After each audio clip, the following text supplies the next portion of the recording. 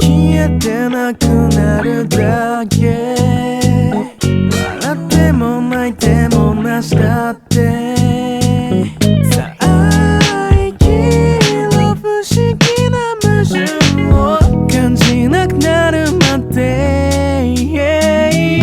どうぞ勝手に見捨てその目に嘘な闇自分を背負って、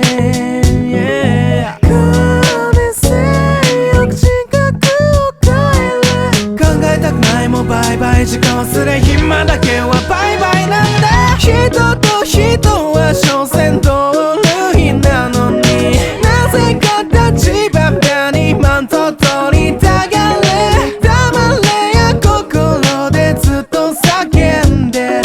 ちっぽけな一人はもう呆れてる。あの日にあなたは会えると書いた、誰かに見とれてさ会えず来ない分伸ばした自分だけが下手希望助けは頃じゃないスマホの画面の中。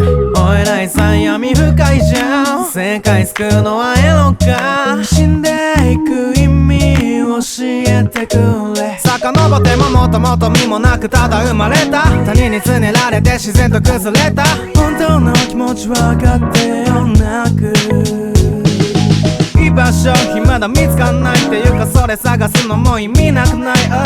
大体不平等好きんだよ、全員幸せになってしまえ。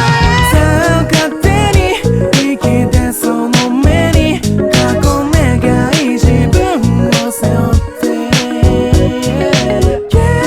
俺短く送る。考えたくないもバイバイ時間忘れ暇だけはバイバイなんだ。呆れてました口もラギにも興味がないね。愛してるよまま必死に生きる君が一番素敵。